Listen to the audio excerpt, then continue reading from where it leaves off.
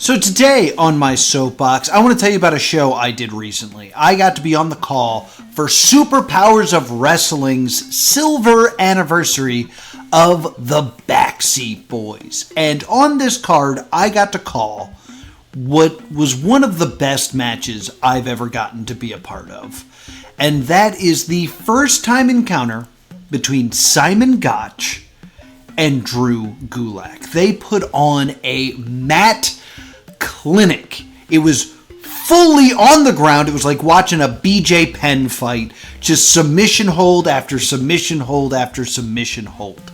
I loved this match. And afterwards, I did what you're supposed to do, and I walked up and I thanked them for the match. And I went up to Drew Gulak and he said, "Oh, that must have been a real challenge for you. You know, having to call something that was so on the ground. There wasn't a lot of, big high spots. That must have been a nice challenge for you as a commentator." And I said, no. I didn't think that was a challenge. I think that was great. It gave me so much to talk about. I could talk about what move you were applying, the peril that your opponent was in because you're attacking that limb, how it would affect the rest of the match, what needs to be done for counters. That's the type of wrestling I really like. Now, that might be a surprise to you because I work for Combat Zone Wrestling, which is more deathmatch, and I work for Power Pro Lucha, which is lucha. But for me, I really love that World of Sport style. My favorite wrestlers are people like Zack Sabre Jr., Jonathan Gresham, Dean Malenko. Those are the matches I really want to sink my teeth into. So I told Drew, thank you very much, but that's what I like to call. It was fun. I didn't struggle with it. I just enjoyed the ride. And then I went up to Simon, and I said, "Simon, thank you so much for the match." And he was like, "Yeah, I know it was a bit of a different format. It didn't follow the structure of a wrestling match. That, I think should be saved for the main event.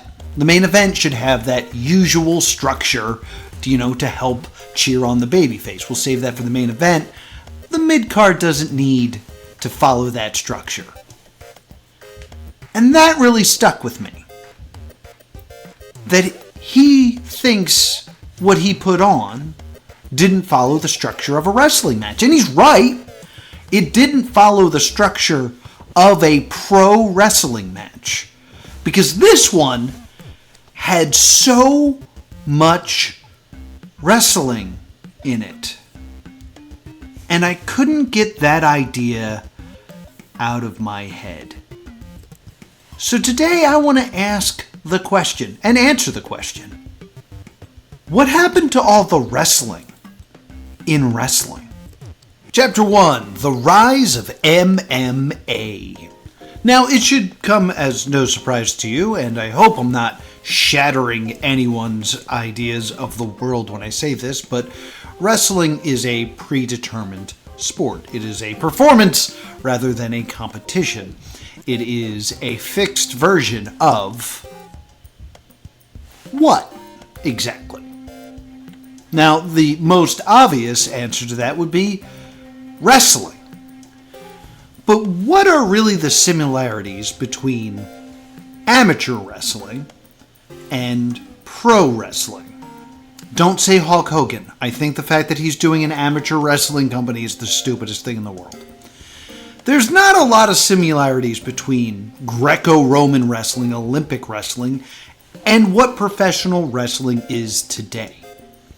If you wanted to have a closer equivalent, you would think boxing makes more sense, in that they have the same ring. Now granted, the ring is called the squared circle, because a wrestling ring in Greco-Roman is a ring on the mat, and then they squared it and made a wrestling or boxing ring.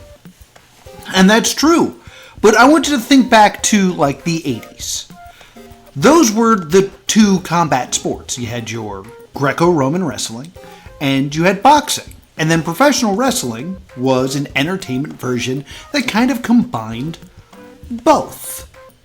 The main ways you won are by pinning your opponent, like in wrestling, knocking your opponent out, you didn't see that as often, like in boxing, or making them give up. And it's very important that you listen to the verbiage there. You won by pinfall or submission, having your opponent give up, get to that point where they could take no more. I am not saying tap out. Because in the 80s and the early 90s, there really was no tapping out in wrestling. When somebody gave up in professional wrestling, they were screaming yes or I give. They weren't tapping out. That didn't really come about into the Cold Day in Hell pay-per-view and the first match with Ken Shamrock. Because at this time, this is where wrestling wasn't being so closely matched up with things like boxing and Greco-Roman wrestling. It was now starting to appear more and more like UFC, like Ultimate Fighting, like mixed martial arts. So much so that we had our first real mixed martial arts crossover star. Ken Shamrock, the world's most dangerous man, made the jump from the UFC to the WWF. And in his first match, he faced Big Vader in a no-holds-barred match. And if you've never seen this match, take some time to watch this match. It is a wonderful train wreck. The match can only end in submission or knockout. There are no pinfalls, but it starts with Howard Finkel going, the following contest is scheduled for one fall. There are no pinfalls. Well, that... you could have picked a better way to say that. And then a graphic appears on the screen saying that you can only win by knockout or submission, and there would be a standing 8 count. And then JR jumps in and says, by the way, there's no standing 8 count. The graphic's just wrong, and we put it on screen. The match is weird. It's a weird match. It goes on for really long, too. For Ken Shamrock's first match, there's like a lot in this match. And for it being no holds barred, there's no weapons. But anyway, the main thing that I want you to take out of this is the first match that features a tap out. This is where they introduce the idea that giving up can be communicated through tapping out. And they did a very interesting thing here. Now, often when you tap out in, like, mixed martial arts, a big part of the tap out is that you do it on your opponent to let them know I'm dying and I don't want you to hurt me anymore. They attempted in the WWE to make the tap out a bigger, more performance-based thing. They had, in changing the pinfall from a single 1 count when your shoulders are down to a big 3 count. 1, 2, 3, which is, of course, more dynamic, more interesting. You can kick out at 2 or 2.5 or 2.99. They decided with the tap out that you had to tap the mat 3 times consecutively. And you can see when Vader taps out, it is a big 1, 2, 3. It seems to me like the original idea in the WWE was to maintain the excitement of a pinfall, but in a submission form. The idea of this big 3 count taking place when someone is submitting, making a submission a more exciting idea than it had been previously, with them just simply saying, I quit, yes, I give. Because you could see moments where people are suffering and in pain. They're like, I can't do it anymore. 1, 2, no, I gotta hold on. I need to hold on just a little bit longer. It was a decent idea. It doesn't work, like in practice, because you can't do that with every single submission hold. It's really hard to do a big, dramatic 3 count with things like the Rings of Saturn, where your arms are captured, or the abdominal stretch, or anything where your arms are captured. So this idea eventually fades away, and tapping becomes what we see in the UFC and other sports, where it's just a quick tap of the mat or on yourself or on your person that you're wrestling. This will be the first domino in the descent of submission-based professional wrestling. Chapter 2, Finishers.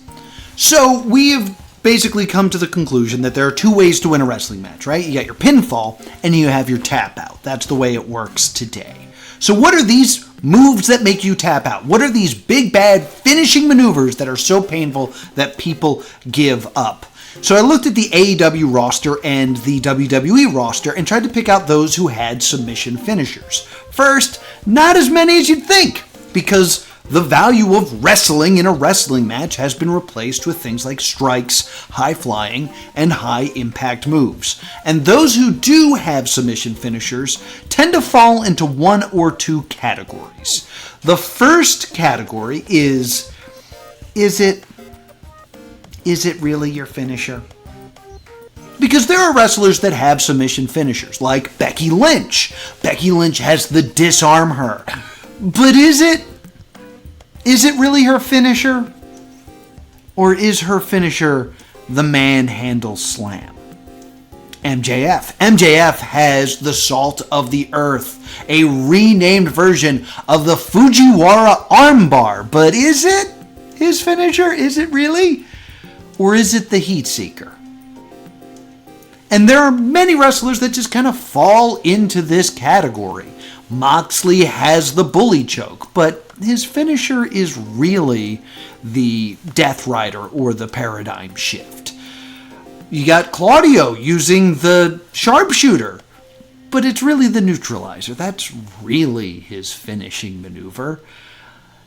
It seems like the idea of a submission finish today is a move that could end the match, but it's also something you can fight out of just to be hit with the real finisher, which is a big impact move. Now there is another category. The other category I would throw into a category called throwbacks. Who has a submission finisher, a definitive submission finisher? I would say John Cena. John Cena's finisher is the STF. It is the fifth move of Doom. The AA is the fourth. So the fifth one ends the moveset. That makes sense, right? The STF is his finisher. He's been wrestling for like 20 years. Chris Jericho's been using the Judas effect, but I would say his finisher really is the Walls of Jericho, or the Lion Tamer. And he started wrestling in the 90s. Samoa Joe has the Muscle Buster, but I would say his finisher is really the Koji Clutch, and he's been wrestling for decades. Charlotte Flair, her finisher is the figure eight. That is definitely her finisher over something like the natural selection. But she's really calling back to her father, who started wrestling in the 70s with the figure four. Hook uses the red rum, which is something he took from his father, Taz, who was wrestling in the 90s. This has shown really the death of submission-based wrestling. A submission hold has kind of been told to us through storytelling and through years of practice that it's not the end of a match. A submission hold can be something that is survived and fought out of, but a big impact move, can't kick out of that. We have been taught as wrestling fans not to value submission-based wrestling. The things that end match are big, impactful moves. And there is one person I personally want to blame for this move. One person who I believe really started to the descent of the disbelief in submission wrestling and a move to more impactful finisher. And I'm going to tell you who I blame right after we plug in.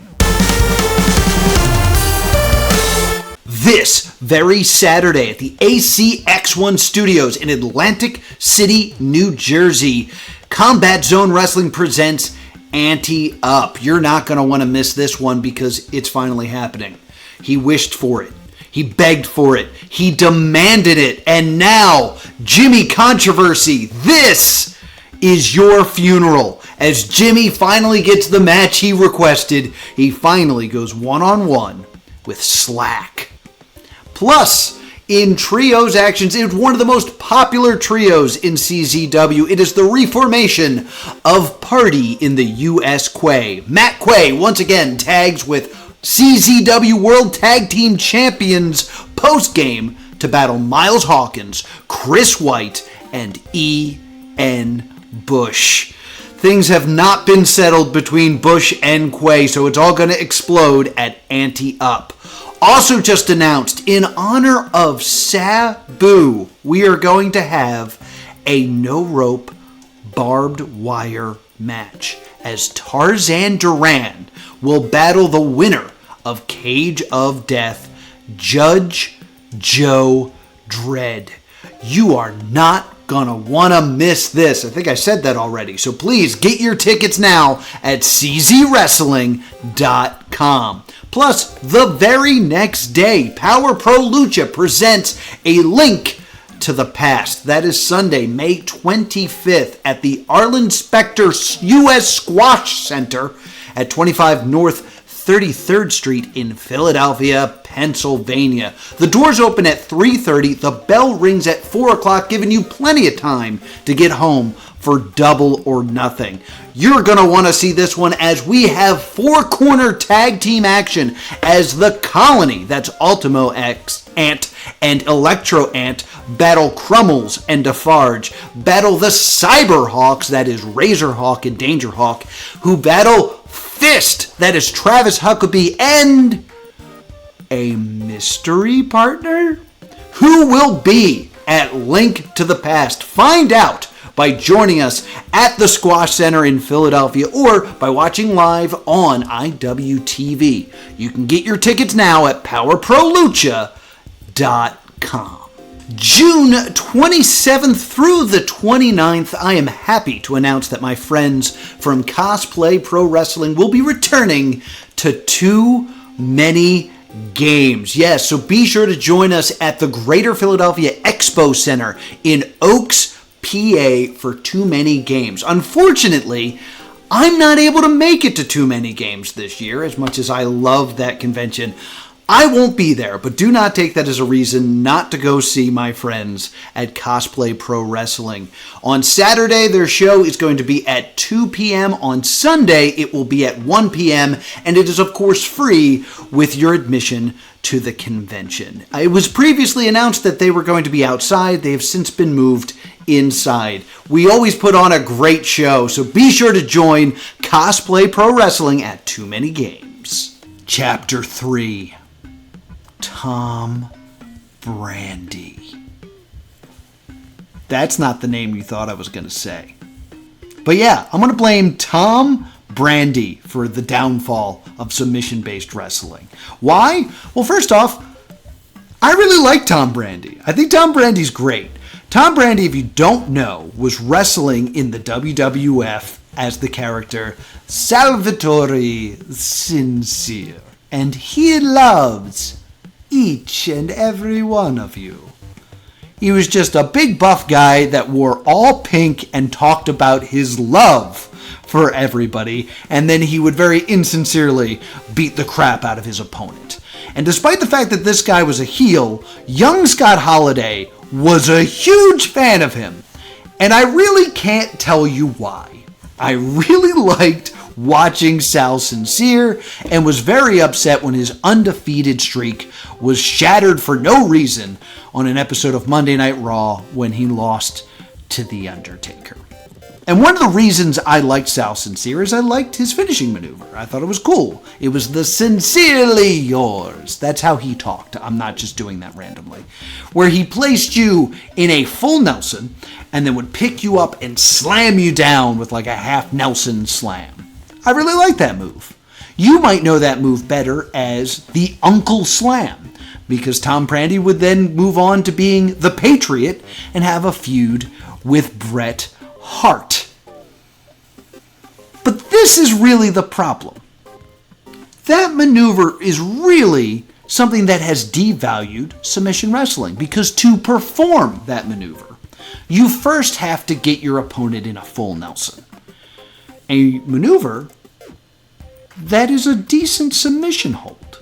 It completely incapacitates your opponent's arms, puts pressure on the neck, and is actually a believable finishing submission hold. It's the Master Lock that Chris Master used. It's the Hurt Lock that Bobby Lashley currently uses as a finisher, as a submission hold. And Tom Brady would put you in that hold and then purposely release it so he could hit you with an impact move. This is telling your audience this move is not effective enough to defeat an opponent. This submission hold that I have locked in is not good enough. I need to deliver something with impact. And that is a bad message to try to teach your crowd. Like, whether or not it was intentional or not, that is the message of that. And it's not the only time we see it. Take the Cobra Clutch or the $1 Million Dream when Stone Cold Steve Austin was using it. That move was then taken by Jinder Mahal. Jinder Mahal would lock you in a Cobra Clutch and then pick you up and slam you to the mat. And he called it the Colossus. And that's the move that won him the WWE Championship. I know it doesn't seem like much, but it happens more often than you think. I mean, take Mercedes Moné's move. That weird moneymaker that never seems to work right. In order to perform that move, she puts you into a gory special, which is a submission hold. And a complicated one at that. Your feet have to be locked over her hips. She needs to be pulling back with your arms backwards. And I haven't seen someone sell being in that position as painful in quite some time. I mean, heck, even the RKO starts with a cravat. But no one sells a cravat anymore. No one performs a cravat anymore as a submission hold. Because it's all about delivering that big impact. And the fact that the wrestling audience has been taught to basically ignore submission-based wrestling, to kind of dismiss it as a rest hold rather than a painful predicament that the wrestler is in where they could lose the match, is pretty foolish. And yet, this is the world of wrestling we currently live in. Now, I can hear you typing away at your keyboard, leaving comments down below, which I appreciate, and I read all of them. But I understand that I keep saying that wrestling is been removed from wrestling, and yet people still tap out. Like, there's still submissions in wrestling, but they're still not what you think they are. Chapter 4, the submission finish. Now, you may be sitting there in your chair going, Scott, people still submit. There's a whole match called an I Quit match where people say I quit. And to you, I say, shut up. Don't interrupt the video. I can't hear you. Just listen to what I'm saying. The problem with the I Quit match is, yes, we still have I Quit matches. But when's the last time you saw an I Quit match really end with a submission.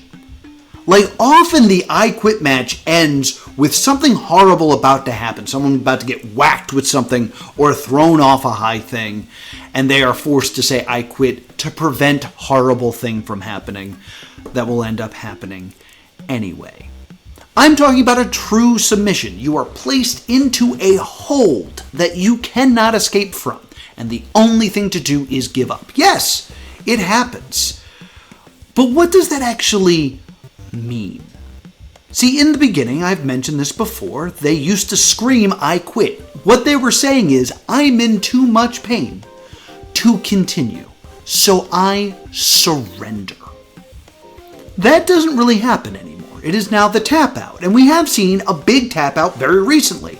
The opening match of WrestleMania on Saturday was Gunther versus Jey Uso. I did a whole video about Jey Uso. You can watch that on the thing that pops up on screen. But it ended with a tap out. And a lot of people really felt like it should have been a pinfall, because a pinfall victory is now seen as more decisive than a submission. And that's just incorrect. And I'm just saying that we as fans have been trained to feel that way. You know, when there's that big pinfall and the crowd are chanting, 1, 2, 3, ah! It is a big moment. We don't get that with a tap out. And there's now this problem of, how do you tap out? I know that sounds weird, so let me explain. When somebody taps out, it should be, I'm in too much pain and can't continue. It's often not that. It's often, first we have to drag ourselves to the ropes and reach. Oh, we're being dragged away. Oh, I'm in so much pain. Oh, we're going to try again. Oh, I'm so close, and I'm fading.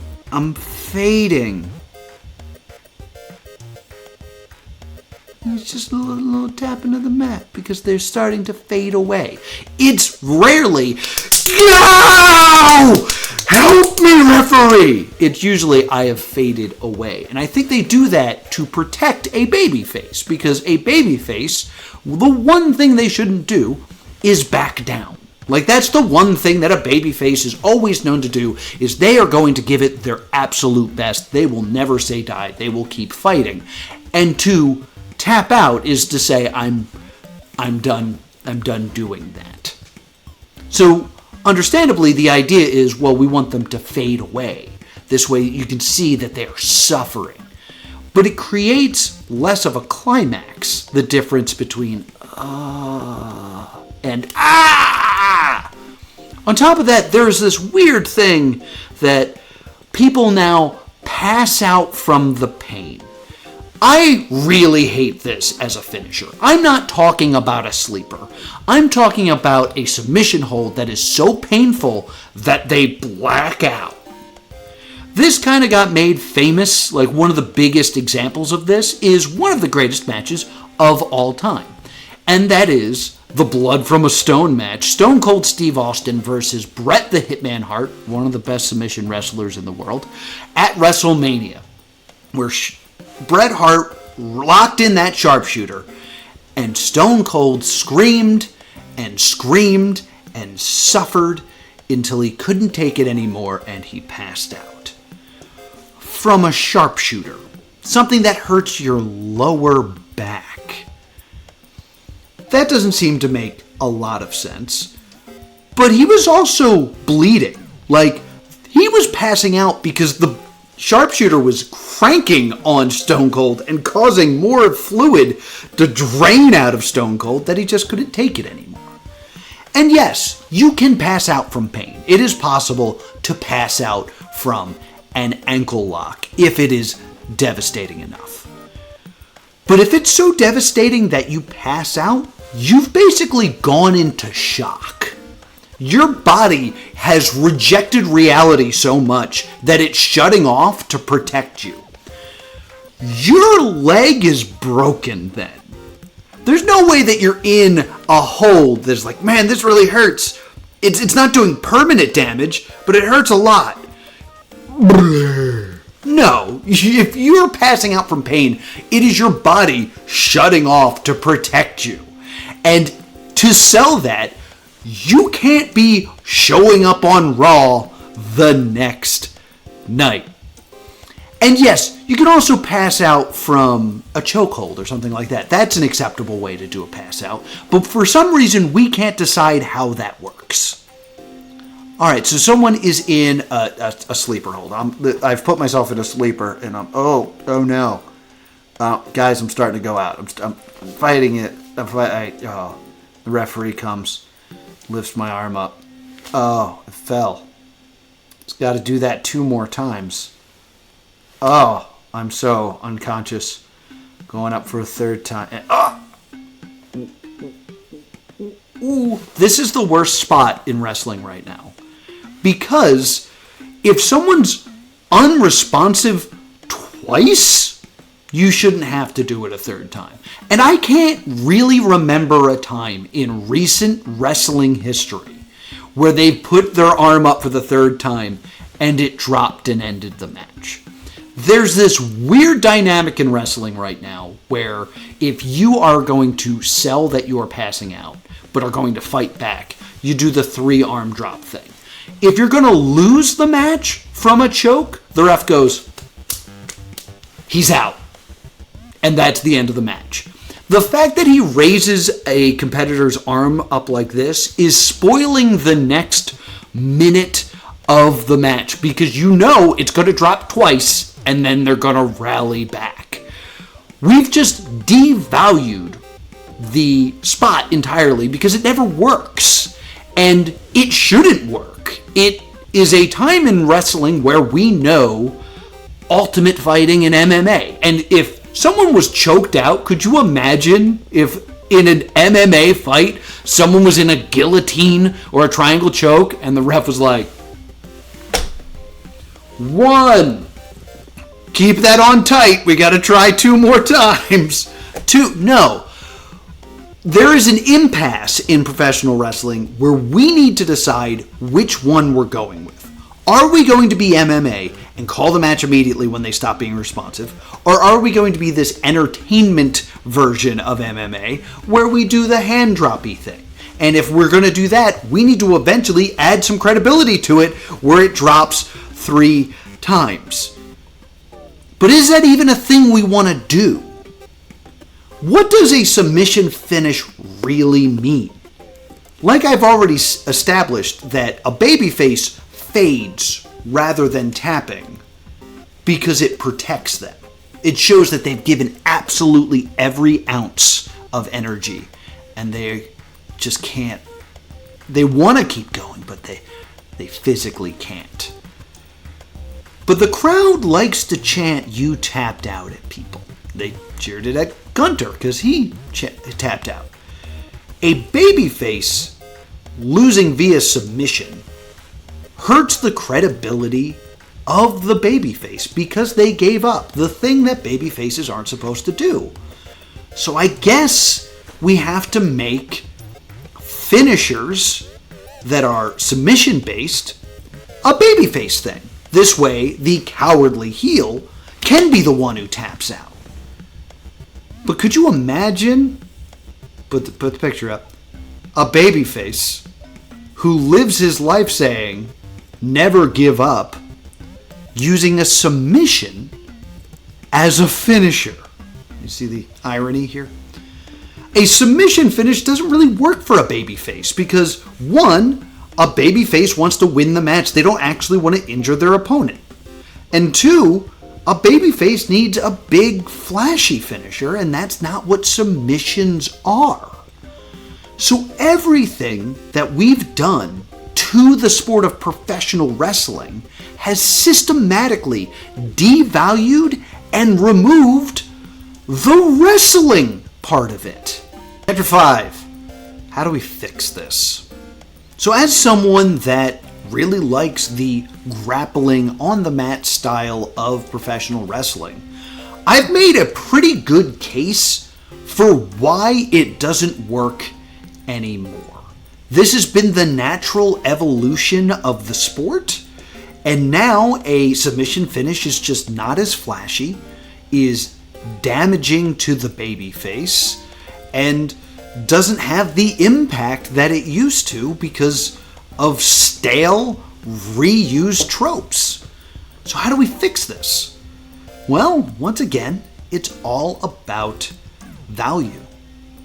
Think back to the UFC, and I've said this a few times, the comparison to the UFC and people tapping out because of the pain they can't take anymore. That's not always the case in UFC. Back when the verbal I quit was more prevalent in the WWE, the idea was, I'm in so much pain, I need to quit. Often in UFC, it's not just, I'm in so much pain. It's, if I do not tap, I will be injured. There is now an element in Ultimate Fighting where it's like, I'm in an armbar. I am in pain. I could last a bit longer, but if I do, my opponent will continue to apply pressure until the bones in my arm will not hold anymore. And if this arm's broken, I don't get to fight for at least a year. And that's a paycheck that I'm losing. This is how you introduce submission-based wrestling back into pro wrestling. Is you make it matter. It shouldn't be, I quit because I give up. It should be, I quit because I have to. What we need is someone with a strong submission finisher. Something that looks devastating. Something like, let's just say, an armbar. A cross armbar. Something that hyperextends the elbow to the point where it snaps. But let's also frame it that it takes a bit of time to get it fully cinched in. And when it does get fully cinched in, there's some sort of movement, some sort of popping motion. This will create a brand new feeling of dread, of expectation, of that moment of, oh my God, is it going to happen? And what we do to really sell this is we have this wrestler go on a tear, and when they beat someone with this move, we don't see them for at least a month. When they pop that arm is now deemed unusable, and they need to go recover for at least 4 weeks. Maybe we see them backstage in a sling or with a cast or something like that to show this is devastating. We do that 3 or 4 times, okay? Then the 5th time, before it gets locked in, we have the person give up. They save their arm. Maybe they have a tag team title match coming up, or there's something coming up like the Royal Rumble that they want to be healthy for. It is smarter to tap out than it is to have your arm broken. And sure, the fans might turn a bit on this person of like, the last 4 people had their arm broken, and you were too cowardly to let that happen to you. And the babyface can explain, that's just me being smart. Those 4 people didn't know what was going to happen to them. I had that knowledge. I didn't want it to happen to me because that one match was not as important as my career. And I think we can forgive someone for that. I think we can not hurt a babyface with that. By the way, a heel should have this move. I don't know if I made that clear. By putting that element of not only does this match finish the match, does this move finish the matchup, it finishes the person for a while. We've just created a new bit of stakes, something new that makes submission-based wrestling important. And once we tell that story for that move enough, we can then tell it for other moves. Because when I got to call that match between Drew Gulak and Simon Gotch, there's times where they were just in a wrist lock. It's one of the most simple wrestling holds. It's probably the first one they teach you. And I got to say things like, this will do damage to the tendons that are in here. And they're going to feel that the next time they try to do a counter.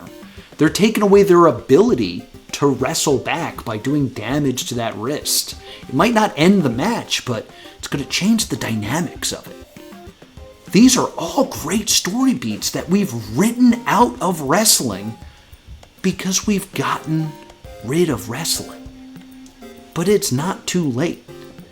We have pushed the idea of grappling so far out of wrestling that it's kind of new again. This is a great time to really introduce a grappler. And maybe it's not an armbar. Maybe you have a whole character that his way of wrestling, the entire style, is to take away your greatest tool. He wrestles Randy Orton and goes for the arm that does the RKO. He wrestles Finn Balor and attacks the ankles so that when Finn goes for the coup de grace, it nearly cripples him. By the way, I've always hated whenever he misses the coup de grace that he has to sell landing on his feet. This will help make it make sense. Have a technician that goes into every match with a game plan and a different submission move. The closest we ever got to this was Daniel Bryan. Daniel Bryan, of course, has the label lock, or the yes lock, or the no lock. It's a crossface. We all know this move. But for a while, whenever he was wrestling someone bigger than him, he was also using a heel hook as a finisher. Because depending on the opponent, sometimes it made sense to go after the neck and the arm. But sometimes it made sense to go after the leg. That's the sign of a good wrestler. Not, I need to go for my finisher, but having the finisher be the appropriate move for their opponent.